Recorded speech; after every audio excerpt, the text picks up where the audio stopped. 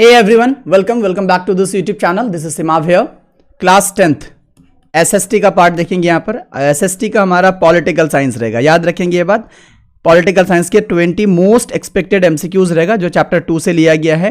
Pre board और board दोनों के पॉइंट ऑफ व्यू से बनाया जा रहा है और सेशन रहेगा आपका 2023-24 सेशन, यानी कि इस बार के जितने भी स्टूडेंट्स हैं उन सारे स्टूडेंट्स के सारे MCQs इंपॉर्टेंट रहेगा। और मैं आप लोगों से रिक्वेस्ट कर रहा हूं कि प्लीज़ वीडियोस को एंड तक देखना ताकि सारे के सारे MCQs को अंडरस्टैंडिंग कर सको और एग्जाम में अच्छा स्कोर कर सको। So please keep in mind. आगे देखते हैं इस वीडियो का सबसे पहला MCQ। So here is the first MCQ of this video.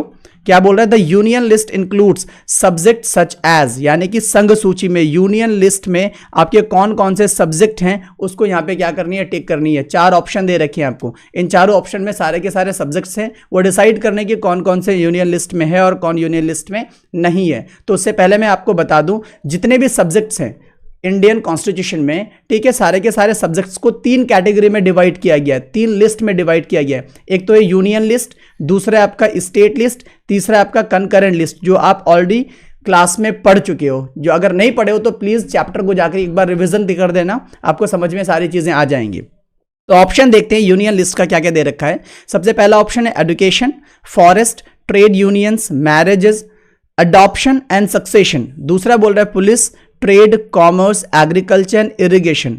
तीसरा कह रहा है residuary subjects like computer software. चौथा कह रहा है defence, foreign affairs, banking, currency and communication. तो मैं आप लोगों को बता दूं ऑप्शन डी होगा। ऑप्शन डी आपका यूनियन लिस्ट के सारे सब्जेक्ट दिख रहा होगा, defence, foreign affairs, banking, currency and communication. और एक बात यह भी याद रखना, यूनियन लिस्ट में जितने भी सब्जेक्ट आएंगे उस पे एक्ट यानी कानून बनाने का जो राइट होगा वो कंप्लीटली सेंट्रल गवर्नमेंट को होगा। याद रखना, कंप्लीटली सेंट्रल गवर्नमेंट में ही उसके ऊपर क्या बना सकती है, कानून बना सकती है। तो ये हो जाएगा आपके यूनियन लिस्ट। उसके अलावा जो स्टेट लिस्ट में जितने भी एक्ट आते हैं, सब्जेक्ट्स आते हैं, विषय आते हैं, उन पे जो कानून बनाने का जो राइट होता है वो उस पर्टिकुलर स्टेट को होता है जहां की हम बात करते हैं, पर्टिकुलर स्टेट को होगा अगर स्टेट लिस्ट की बात करेंगे तो। और तीसरे लिस्ट में आता है आपका कंकरेंट लिस्ट के जितने भी सब्जेक्ट्स, उनके जितने आपके सब्जेक्ट्स होंगे उन पे कानून बनाने का जो राइट होगा वो यूनियन लिस्ट और स्टेट लिस्ट दोनों की सहमति से होना है। सो ये तीनों की लिस्ट बारे में आपने याद रखनी है। एक चौथा भी होता है residuary subjects,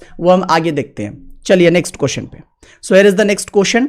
the system of Panchayati Raj involves, यानी पंचायती राज के बारे में देखना है कि इस सिस्टम को किसमें इन्वॉल्व करी गई है। अब देखते हैं ऑप्शंस के according, village, state and union level, क्या इन तीनों को मिला के हम पंचायती राज बोलते हैं, या विलेज, डिस्ट्रिक्ट या स्टेट, इन तीनों को मिला के हम पंचायती राज बोलते हैं, या फिर विलेज और स्टेट लेवल को मिला के बोलेंगे, या विलेज, ब्लॉक और डिस्ट्रिक्ट को मिला के आपको क्या बोलेंगे, पंचायती राज। तो याद रखना ऑप्शन डी यहाँ पे सही आंसर होगा, क्योंकि इसमें आप बोलेंगे विलेज, ब्लॉक और डिस्ट्रिक्ट, इन 3 के मिक्सअप करके ही हम बनाते हैं पंचायती राज सिस्टम। याद रखना ये चीज है, पंचायती राज सिस्टम में विलेज, ब्लॉक और डिस्ट्रिक्ट आएगा।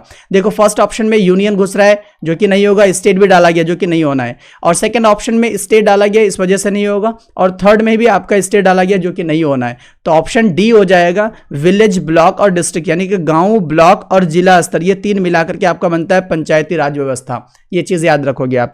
नेक्स्ट क्वेश्चन है, how many of the world's 193 countries, यानी कि दुनिया के 193 कंट्री में से, यानी कि दुनिया के 193 देशों में से फेडरल पॉलिटिकल सिस्टम कितनों ने अडॉप्ट करके रखी है। फेडरल पॉलिटिकल सिस्टम कितनों ने, यानी कि संघीय राजनीतिक व्यवस्था कितने ने अडॉप्ट करी, कितने में से, 193 में से। ऑप्शन है 25, 100, 145 या 70। सो याद रखेंगे ऑप्शन ए होगा, 25 कंट्रीज ने क्या अडॉप्ट करी है, फेडरल पॉलिटिकल सिस्टम अडॉप्ट करी है। कितने कंट्रीज में से, 193 कंट्री में से। ये आपके बुक में अच्छे से डिटेल्स के साथ दे रखा है, अगर आपको याद नहीं आ रही सो please go in your book and read it so carefully please. Next है आपका number 4, Which of the following is an example of the holding together federation? Holding together federation. Keep in mind, holding together federation. Option है India, USA, Switzerland, none of the above. तो याद रखेंगे holding together जब बोला जाए तो उसके लिए आपका हो जाएगा क्या, इंडिया। उसके लिए हो जाएगा इंडिया। होल्डिंग टुगेदर में अगर आ जाएगा फेडरेशन तो आप इंडिया लगाओगे, इंडिया। नेक्स्ट क्वेश्चन है आपका, विच of the following is an example of coming together. मैंने पहले बताया holding together and now this is coming together federation. जब कमिंग टुगेदर फेडरेशन होता है तो ऑप्शन देखते हैं आपका स्पेन है, बेल्जियम है, यूएसए है, ऑल ऑफ द अबव। तो याद रखेंगे आपका कमिंग टुगेदर का यहाँ पे जो एग्जाम्पल है वो आपका हो जाएगा USA, United states of America, USA याद रखोगे कमिंग टुगेदर में। और होल्डिंग टुगेदर में हमने क्या बताया, इंडिया। अब मैं थोड़ा सा क्लैरिटी देता हूं, देखो फेडरल बनाने के लिए, संघ बनाने के लिए दो ऑप्शन है, चाहे तो पूरी लैंड को टुकड़े में डिवाइड कर दो तो भी आपका फेडरल बन जाएगा, संघ बन जाएगा, या पूरी अगर टुकड़े टुकड़े में लैंड बटी पड़ी है तो उसको एक साथ मिला करके आप फेडरल संघ बना सकते हो। बेस्ट एग्जांपल है इंडिया। इंडिया पूरी कंट्री ने स्टेट में डिवाइड करके रखा है, तो ये आपकी हो गई आपका होल्डिंग टुगेदर, उन्होंने डिवाइड करके पूरे को होल्ड करके रखी है। अगर हम यूएसए की बात करेंगे तो यूएसए ने क्या करी है, पूरी कंट्री को टुकड़े टुकड़े में यानी स्टेट्स में डिवाइड करके उन्होंने क्या कर रहा है, टुकड़े में बांट रखा है, तो भी वो भी आपके फेडरेशन में आ जाएगा, इंडिया भी फेडरेशन में आ जाएगा। तो यहां पे बात करें हम कमिंग टुगेदर, तो कमिंग टुगेदर में आपका हो जाएगा यूएसए और होल्डिंग टुगेदर में आपने हो जाना है इंडिया। ये आपके बुक में बहुत अच्छा से क्लैरिटी के साथ दे रखी है, so please go in your book. Next है आपका नंबर 6 में, which of the following subjects are include in the state list. अभी हमने बात करी थोड़ी देर पहले कि स्टेट लिस्ट में क्या क्या आएगा, तो ऑप्शन में देखते हैं, एग्रीकल्चर है, इरिगेशन है, पुलिस है, ऑल ऑफ द अबव। तो याद रखेंगे ये सारे के सारे सब्जेक्ट्स आपके किस में आ जाएंगे, स्टेट लिस्ट में आ जाएगा। इस पॉइंट ऑफ व्यू से आपका ऑप्शन डी होगा, all of the above. Agriculture, irrigation, police, ये तीनों के तीनों सब्जेक्ट आपके स्टेट लिस्ट का है, और इन तीनों पे जो कानून बनाने का राइट होगा वो उस पर्टिकुलर स्टेट को होगा, उस पर्टिकुलर स्टेट को होगा जहां की हम बात करेंगे। ये बात आप याद रखोगे। अगला क्वेश्चन है नंबर 7 में, which of the following are included in the union list. अब यूनियन लिस्ट अगेन हम दोबारा देख रहे हैं कि इनमें से कौन कौन आएगा। बैंकिंग होगा, डेफिनेटली होगा, जो हमने शुरू में देखा फर्स्ट क्वेश्चन में। फॉरेन अफेयर्स होगा, डेफिनेटली होगा। डिफेंस ऑफ द कंट्री होगा, ये भी हो जाएगा। सो ऑप्शन डी हो जाएगा, option D is the right answer. यानी कि ये सारे के सारे विषय जो है, ये सारे के सारे सब्जेक्ट आपके यूनियन लिस्ट का है। और याद रखना, यूनियन लिस्ट पे आपको कानून बनाने का जो राइट है, अधिकार है, वो किसको है, वो सेंट्रल गवर्नमेंट को है, सेंट्रल गवर्नमेंट यानी यूनियन गवर्नमेंट को, केंद्र सरकार को है। ये बात आप याद रखोगे।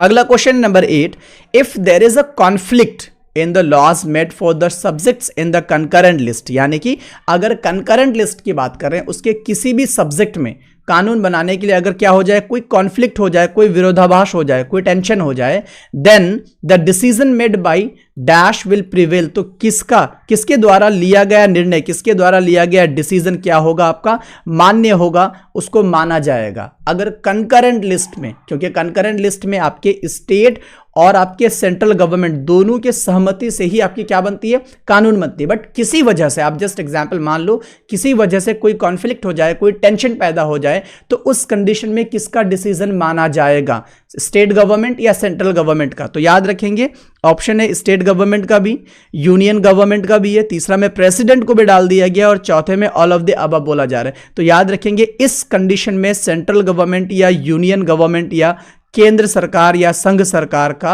मात मान्य होगा, उनकी डिसीजन को मानी जाएगी। किसके लिस्ट में, कंकरेंट लिस्ट के केस में अगर कोई टेंशन हो तो संघ सरकार की ही डिसीजन को मानी जाएगी, उन्हीं के निर्णय को लिया जाएगा। अगला सवाल है नंबर 9 में, who has the power to make laws on the residuary subjects. मैंने क्या बताया था कि 4 लिस्ट हैं, 4 सब्जेक्ट्स हैं। अब यहाँ पे कुछ रेजिडुअरी सब्जेक्ट्स भी हो जाते हैं, जहाँ पे क्या होता है कि इनके सारे सब्जेक्ट्स ना आपके यूनियन लिस्ट में आता है, ना स्टेट लिस्ट में आता है, ना कंकरेंट लिस्ट में आता है। कुछ ऐसे काम हैं जो इन तीनों की तीनों लिस्ट में नहीं आता है, तो उसको एक अलग लिस्ट बनाया गया है, रेजिडुअरी सब्जेक्ट्स, रेजिडुअरी लिस्ट के नाम से उस पर डाला गया है। तो सवाल ये है कि इस सब्जेक्ट से रिलेटेड कानून बनाने की जो शक्ति प्राप्त है वो किसको प्राप्त है, यूनियन गवर्नमेंट को है, स्टेट गवर्नमेंट को है, या सुप्रीम कोर्ट को है, या नन ऑफ द अबव, इनमें से किसी को नहीं। तो याद रखना इस केस में भी आपको यूनियन गवर्नमेंट यानी संघ सरकार, केंद्र सरकार को पावर दी गई है कि रेजिडुअरी सब्जेक्ट्स पे जो काम होना है, जो कानून बननी है, वो आपकी केंद्र सरकार ही बनाएगी। So please keep in mind. और रेजिडुअरी सब्जेक्ट्स का एक बेस्ट एग्जाम्पल है कंप्यूटर सॉफ्टवेयर। कंप्यूटर सॉफ्टवेयर वाला जो विषय है ये आपके किसी में भी नहीं दिया गया है, यानी ना यूनियन लिस्ट में दिया गया, ना स्टेट लिस्ट पे, ना कंकरेंट लिस्ट पे, याद रखना।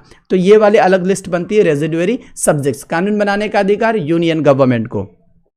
अगला सवाल है, which of the following states in India enjoys a special status. यानी बताना है, कुछ ऑप्शन दिए गए हैं, Arunachal Pradesh, Mizoram, Nagaland and all of the above. यानी ये सारे के सारे स्टेट्स में से बताना है वो कौन सा स्टेट है जिसको स्पेशल स्टेटस दिया गया, विशेष दर्जा प्राप्त दिया गया है, मतलब दिया गया है। ऑप्शन है अरुणाचल प्रदेश, क्या होगा, डेफिनेटली हो जाएगा। मिजोरम डेफिनेटली होना है, नागालैंड डेफिनेटली, इसलिए ऑप्शन डी होगा। यानी इन तीनों को स्पेशल स्टेट और भी दिए गए हैं, बट ऑप्शन के अकॉर्डिंग इन तीनों को स्पेशल स्टेटस दिया गया है। अब अरुणाचल प्रदेश की जहां तक हम बात करेंगे और मिजोरम, नागालैंड, ये तीनों के तीनों नॉर्थ ईस्टर्न स्टेट है। नॉर्थ ईस्टर्न यानी कि नॉर्थ ईस्ट में ये सारे के सारे स्टेट आपको देखने को मिलेगा। उत्तर पूरब में ये स्टेट देखने को मिलेगा। और जहां तक बात है, आपने सुना होगा सेवन सिस्टर्स के बारे में, तो ये 3 स्टेट जो है उन 7 सिस्टर के पार्ट में भी आ जाता है। और दूसरी बात, जहां तक अरुणाचल प्रदेश की कैपिटल की बात करेंगे, सो ये भी याद रखना, ईटानगर होता है, याद रखोगे आप लोग। अरुणाचल प्रदेश का कैपिटल ईटानगर हो जाएगा। मिजोरम का आपका हो जाएगा आइजोल, ये चीजें याद रखेंगे। आइजोल में आ जाएगा आपका। नागालैंड कोहिमा में आ जाएगा, नागालैंड कोहिमा। ये तीनों के तीनों कैपिटल भी कभी कभार इंपॉर्टेंट हो जाता है अगर पूछे, सो प्लीज आपने ये चीजें याद रखनी है और टिक करनी है, अच्छा परफॉर्म करनी है। चलते हैं अगले क्वेश्चन में। नंबर 11 यहां पे कह रहा है due to their peculiar social historical circumstances. देखो, एक सोशल स्टेटस की वजह से या उसकी सर्कमस्टांसेस की वजह से या कुछ हिस्टोरिकल सर्कमस्टांसेस की वजह से the constitution of India gives special status to some Indian states. अभी हमने सवाल डन करा कि कुछ इंडियन स्टेट्स को क्या दिया गया, स्पेशल स्टेटस। किसके बेस पे? चाहे तो वो कुछ हिस्टोरिकल सर्कमस्टांसेस होंगे या कुछ सोशल होगा, कुछ सोशल जो कुछ स्पेशल सोशल होनी है, जो सारी चीजों को सबसे अलग बताती है, उनको रखने की वजह से, उनको बरकरार रखने की वजह से हमारे इंडियन कॉन्स्टिट्यूशन ने क्या किया है, कुछ प्रोविजंस दिए हैं। बट देखना है कि वो सारे प्रोविजंस कौन से आर्टिकल में दिया गया है। आर्टिकल 371 में दिया गया है, आर्टिकल 271 में, या आर्टिकल 172 में, या आर्टिकल 152 में। मैं अगेन बोल रहा हूं, विशिष्ट सामाजिक यानी कुछ स्पेशल सोशल होनी चाहिए, ऐतिहासिक परिस्थितियों के कारण, इतिहास बता हिस्टोरिकल सर्कमस्टांसेस की वजह से, उसके कारण भारत का संविधान कुछ भारत के राज्यों को विशेष दर्जा दिया है।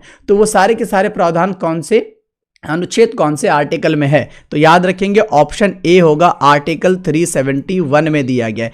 आर्टिकल 371 में दिया गया है। एडिशनली यहां पे कुछ एक्स्ट्रा बताना चाहूंगा, 370 आर्टिकल 370 जो कि जम्मू कश्मीर को स्पेशल बताती थी, जो कुछ दिन पहले इसको क्या कर दिया गया है, यहां से रिमूव कर दी गई है, अबॉलिश कर दी गई है, खत्म कर दिया गया आर्टिकल 370 को। ये भी याद रखेंगे आप, जो कि 370 जम्मू कश्मीर के लिए था। आर्टिकल 370 किसके लिए था? जम्मू कश्मीर के लिए, जिससे जम्मू कश्मीर को एक स्पेशल विशेष दर्जा बताती थी। याद रखेंगे, जो अभी खत्म कर दी गई है। अब हमारे इंडियन कॉन्स्टिट्यूशन में 370 नाम की कोई भी आर्टिकल नहीं है। और जम्मू कश्मीर को कन्वर्ट कर दिया गया है यूटी में, यूनियन टेरिटरी में। यह भी याद रखोगे, जम्मू कश्मीर को कन्वर्ट कर दिया गया है यूनियन टेरिटरी में, और जम्मू कश्मीर को काट के 2 यूटी बनाया गया है। कितने यूटी? 2 यूटी। पहला तो जम्मू कश्मीर खुद है और दूसरा में लद्दाख आ गया। ये दोनों चीजें याद रखेंगे, ये सारे के सारे इंपॉर्टेंट हो जाते हैं। चलते हैं नंबर 12 में। 12 में कह रहा है बिसाइड्स हिंदी यानी हिंदी के अलावे देयर आर डैश यानी ब्लैंक दे रखी है other languages recognised as scheduled languages by the constitution. यानी कि हिंदी के अलावे देखना है वो कितनी अन्य भाषाएं हैं जो संविधान द्वारा अनुसूचित भाषाओं के लिस्ट में शामिल किया गया है संविधान में शेड्यूल्ड लैंग्वेज में। ऑप्शन है 21, 24, 12 या 31। तो याद रखेंगे ऐसे तो 22 है, अगर हम हिंदी को छोड़ दें, हिंदी को माइनस कर दे तो 21 लैंग्वेज यानी 21 लैंग्वेजेस होते हैं। सो इस पॉइंट ऑफ व्यू से ऑप्शन ए आपका क्या हो जाएगा? सही हो जाएगा। तो शेड्यूल्ड लैंग्वेज में आप याद रखोगे 22, और अगर हिंदी को छोड़ के बोले तो 21। हिंदी को छोड़ के यानी हिंदी के अलावा बोलेगा तो 21, और हिंदी को रख के हिंदी को लेके बोलेंगे तो 22 याद होना है। ये चीजें याद रखोगे, शेड्यूल्ड लैंग्वेजेस। ओके, नेक्स्ट है आपका number 13। Some states were created not on the basis of language but to recognize differences based on culture, ethnicity and geography। ये चीजें देख लो। Examples of such states are, यहां पे कह रहा है कि कुछ ऐसे इंडियन स्टेट्स है, कुछ ऐसे इंडिया के राज्य हैं जिसका निर्माण भाषा के बेस पे नहीं हुआ है, लैंग्वेज के बेस पे, भाषा के आधार पर नहीं किया गया है। क्योंकि इंडिया में मैक्सिमम स्टेट यानी कि आज़ादी के तुरंत बाद जो इंडिया को स्टेट्स में डिवाइड किया गया था वो एक्चुअली भी लैंग्वेज के बेसिस पे किया गया था। लेकिन कुछ ऐसे इंडियन स्टेट्स हैं, यानी अभी 28 स्टेट्स हैं, इनमें से कुछ ऐसे इंडियन स्टेट्स हैं जिसको भाषा के आधार पर नहीं बल्कि उसके कुछ कल्चर, कुछ स्पेशल कल्चर की वजह से, या कुछ एथनिसिटी यानी उसकी कुछ जातीयता की वजह से, या उसको कुछ भौगोलिक स्थिति यानी ज्योग्राफी की वजह से उसको अलग अलग स्टेट्स बनाया गया है। ऑप्शन के अकॉर्डिंग वो सारे के सारे स्टेट्स पहचानने हैं कि इनमें से वो कौन सा स्टेट है जिसको कल्चर, एथनिसिटी और ज्योग्राफी के बेस पे बांटा गया, ना कि भाषा के आधार पर। ऑप्शन है झारखंड, उत्तराखंड, नागालैंड या फिर ऑल ऑफ द अबव। तो याद रखेंगे यहाँ पे ऑप्शन डी होगा, यहाँ पे all of the above. Jharkhand को भी उसके अलग एथनिसिटी, कल्चर और ज्योग्राफी के बेस पे, एंड सेम सेंस उत्तराखंड के लिए और सेम सेंस नागालैंड के लिए बनता है। तो ये तीनों के तीनों स्टेट को आपको कल्चर, एथनिसिटी और ज्योग्राफी के बेस पे बनाया गया है, ना कि लैंग्वेज के बेस पे। सो यहाँ पे ऑप्शन डी हो जाएगा, ऑल ऑफ द अबव। एक चीज याद रखेंगे, झारखंड का कैपिटल रांची, ये भी याद रखोगे आप लोग। झारखंड का कैपिटल क्या भाई, रांची हो जाएगा। उत्तराखंड का आपका देहरादून हो जाएगा। उत्तराखंड का कैपिटल आपने याद रखनी है, देहरादून हो जाने। एंड नागालैंड का भी कुछ देर पहले बताया मैंने, कोहिमा, ये भी याद रखोगे आप लोग। ये तीनों के तीनों स्टेट के क्या बतानी है, कैपिटल बतानी है। झारखंड बिहार का आपका नेबरिंग हो जाएगा, बिहार से नीचे हो जाएगा आपका, बिहार के दक्षिण में पाया जाता है। उत्तराखंड ये एक माउंटेनियस है, माउंटेनियस यानी कि पर्वतीय राज्य है, जो कि उत्तर प्रदेश का पड़ोसी हो जाएगा। और नागालैंड जो कि मैंने बताया नॉर्थ ईस्टर्न स्टेट है, ये आपको उत्तर पूर्व में देखने को मिलेगा। ये एक 7 सिस्टर्स का पार्ट भी में आ जाता है। चलिए number 14, the number of languages in India depends on the way one counts it. As per the information recorded in census 2011, there are dash distinct languages which people mention as their mother tongues. कह रहा है भारत में भाषाओं की संख्या उसकी गिनती के तरीके पर निर्भर करती है, लेकिन जनगणना 2011 में दर्ज की गई जानकारी के अनुसार बताना है। Census as per the census 2011, as per the census 2011 के अकॉर्डिंग बतानी है विशिष्ट भाषाएं, जो आपके डिस्टिंक्ट लैंग्वेजेस हैं, जिनका उल्लेख लोगों ने अपनी मातृभाषा के रूप में करते हैं। वो कितने हैं, 1200 है, 150 है, 1300 या 1100। तो याद रखेंगे ऑप्शन सी होगा, 1300 है। 1300 ऐसी भाषाएं हैं जिसको लोग अलग अलग जगह पे mother tongue, as a mother tongue क्या करते हैं, यूज करते हैं। 1300 याद रखोगे आप लोग। लेकिन शेड्यूल्ड लैंग्वेजेस कितने हैं, 22, हिंदी को लेकर के, हिंदी को छोड़ के 21 scheduled languages. So please keep in mind. अगला सवाल है number 15, which of the following statement is true about the unitary system of government. देखो भाई, यूनिटरी सिस्टम ऑफ गवर्नमेंट की बात करी जा रही है और इन 4 ऑप्शन में से बताना है जो यूनिटरी सिस्टम ऑफ गवर्नमेंट के बारे में सही बताती है। ऑप्शन ए कह रहा है under the unitary system, either there is only one level of government और the sub units are subordinate to the central government. यानी कि एकात्मक प्रणाली में, यूनिटरी सिस्टम में या फिर उसके तहत या तो सरकार केवल एक ही स्तर का होता है या उप इकाई केंद्र सरकार के अधीन होती है। तो सही बात है, पहला ऑप्शन सही है। दूसरा कह रहे हैं the central government can pass on orders to the provincial और द लोकल गवर्नमेंट, यानी केंद्र सरकार, प्रांतीय, स्टेट गवर्नमेंट या कोई भी लोकल गवर्नमेंट को आदेश दे सकती है, ऑर्डर दे सकता है। तो ये भी ऑप्शन सही है, ऑप्शन बी भी सही है। तीसरा कह रहे हैं state government has powers of its own for which it is not answerable to the central government, यानी राज्य सरकार के पास अपनी शक्तियां होती है, स्पेशली डेफिनेटली राज्य सरकार के पास खुद की शक्तियां होती है जिनके लिए वो केंद्र सरकार के प्रति जवाबदेही नहीं होता है, आंसरेबल नहीं होता है। तो इसलिए ये भी सही है। तो ऑप्शन डी हो जाएगा, ऑल ऑफ द अबव, यानी कि यूनिटरी सिस्टम ऑफ गवर्नमेंट के लिए ये तीनों के तीनों ऑप्शन सही है। तो इस पॉइंट ऑफ व्यू से option D is the right answer. Next है number 16, which of the following statements are true about the federal system, यानी federalism system of government. Federal के लिए बताना सरकार की संघवाद प्रणाली के बारे में कुछ इन निम्नलिखित में से बताना कौन कथन सत्य है, कौन कथन असत्य है। ऑप्शन ए कह रहे हैं federalism is a system of government in which the power is divided between a central authority and various constituent units of the country, यानी संघवाद सरकार जो होता है एक ऐसी प्रणाली जिसमें शक्ति को एक केंद्रीय प्राधिकरण यानी सेंट्रल अथॉरिटी और देश के विभिन्न घटक इकाइयों, दो अलग अलग कॉन्स्टिट्यूएंट यूनिट्स हैं, उसमें क्या कर दिया गया, विभाजित किया गया। डेफिनेटली फेडरल सिस्टम में पावर्स को डिवाइड ही करी जाती है और ऑप्शन ए हमें वही बात कह रही है। तो इस वजह से option A is the right answer. Option B देखते हैं, इन फेडरलिज्म यानी कि संघवाद में ही देखना है कि there is usually more than one level of government for the entire country, यानी कि संघवाद में, फेडरलिज्म में एक्चुअली में आमतौर पर पूरे देश में सरकार जो होती है वो एक से अधिक लेयर के होते हैं, एक से अधिक लेवल के होते हैं। तो ये भी सही बात है। जैसे अगर हम बात कर लेंगे सेंट्रल गवर्नमेंट सबसे टॉप लेवल पे, उसके बाद स्टेट गवर्नमेंट, उसके बाद आपके लोकल गवर्नमेंट, तो डेफिनेटली यहां पे 3 स्तर में, 3 लेवल में हमको सरकार दिखाई दे रही है। तो इसी सिस्टम को हम फेडरलिज्म कहते हैं, इसी सिस्टम को फेडरल सिस्टम कहते हैं। इस पॉइंट ऑफ व्यू से option B is the also option B is also right. And C में देखेंगे इन फेडरलिज्म संघवाद में there will be a government at the level of provinces और state that look after much of the day to day administering of the state. कह रहा है संघवाद में प्रांत या राज्य के स्तर पर एक सरकार होगी जो अपने राज्य में दिन प्रतिदिन के अधिकांश प्रशासन की देखभाल करेगी। डेफिनेटली आपके फेडरलिज्म में क्या होती है कि सरकार में एक से ज्यादा लेवल के क्या होती है, स्तर की सरकारें होती है जो देखभाल करती है डे टू डे एडमिनिस्ट्रिंग जो होता है, यानी कि दिन प्रतिदिन के अधिकांश प्रशासनिक वाले जो कार्य होता है उसका देखभाल करता है। तो ये भी सही है, ऑप्शन सी भी सही है। तो इस पॉइंट ऑफ व्यू से option D is the right answer, यानी कि ऑल ऑफ द अबव। 3 के 3 ऊपर के सही है, तो इस पॉइंट ऑफ व्यू से आपके तीनों ए बी सी तीनों सही होगा और D is the right answer. Next है number 17, the number of seats. ये थोड़ा इंपॉर्टेंट क्वेश्चन है और मोस्ट ऑफ द स्टूडेंट्स को ये चीजें पता होगा कि seat reserve for women in the panchayat and municipalities, यानी पंचायत और म्यूनिसिपैलिटीज में, पंचायत में और नगर पालिकाओं में महिलाओं की जो आरक्षित सीटें हैं वो फिक्स्ड है, वो कितनी है? तो 1/4 है भाई, 1/3 है या हाफ है या 1/5 है? तो याद रखेंगे ऑप्शन बी 1/3 सीटें महिलाओं के लिए पंचायत में और म्यूनिसिपैलिटीज में, पंचायत में और नगर पालिकाओं में क्या है? फिक्स्ड है, आरक्षित है, रिजर्व्ड है। कितना?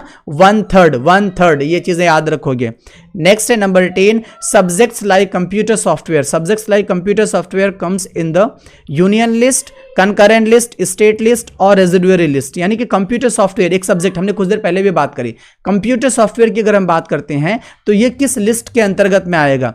यूनियन लिस्ट में आएगा, कंकरेंट में आएगा, स्टेट लिस्ट में आएगा, रेजिडुअरी लिस्ट में आएगा। तो option D is the right answer, option D, यानी कि रेजिडुअरी लिस्ट में आएगा। कंप्यूटर सॉफ्टवेयर रेजिडुअरी लिस्ट में आएगा। और याद रखेंगे इस पे ना ही स्टेट गवर्नमेंट क्या कर सकती है, कानून बना सकती है, ना ही कोई और बॉडी। इस पे कानून बनाने का टोटल अधिकार है यूनियन गवर्नमेंट को। याद रखेंगे यूनियन गवर्नमेंट। नेक्स्ट है आपका नंबर 19 में, what is the third year of government known as, यानी कि तीसरा स्तर बताना है किसका? सरकार के तीसरे स्तर को हम क्या कहते हैं? विलेज पंचायत कहते हैं, स्टेट गवर्नमेंट कहते हैं, लोकल सेल्फ गवर्नमेंट कहते हैं, जिला परिषद कहते हैं। सो प्लीज याद रखना option C is the right answer, local self government कहते हैं। लोकल सेल्फ गवर्नमेंट, स्थानीय स्वशासन कहा जाता है तीसरे स्तर के सरकार को। सरकार के तीसरे स्तर को क्या कहा जाता है? Local self government.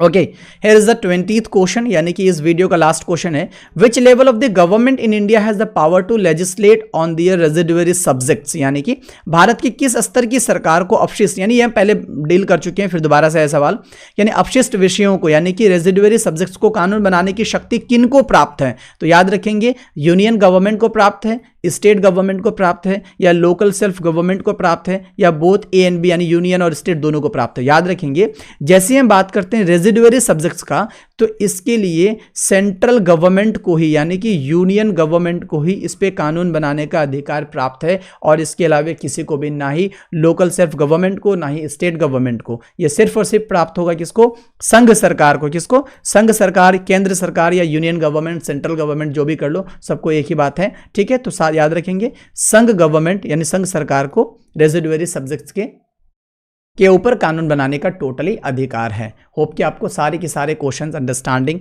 हो गए होंगे। देखते हैं। So here, thank you so much for watching the entire video. And importantly आप लोगों को अगर कहीं पे कोई डाउट हो तो प्लीज़ कमेंट सेक्शन में आके बताओ। कहीं पे अगर कोई मिस हो गया हो या फिर कुछ और डिमांड कर रहा हो, कुछ और चाहिए होगा, आई मीन एजुकेशन से रिलेटेड, यानी हिस्ट्री, पॉलिटी, ज्योग्राफी और मैथमेटिक्स, इकोनॉमिक्स से related, so please comment section में लिख के बताओ। एंड वीडियो कैसी लगी ये भी थोड़ा बताओ, ताकि मैं वीडियो में अगर कुछ आगे पीछे हो रहा हो तो मैं इसे और भी इम्प्रूव कर सकूँ। एंड मोस्ट इंपॉर्टेंटली लास्ट में प्लीज़ अगर सब्सक्राइब नहीं किया हो तो do subscribe and press the bell icon, and also like, share and comment. That's all. Thank you so much.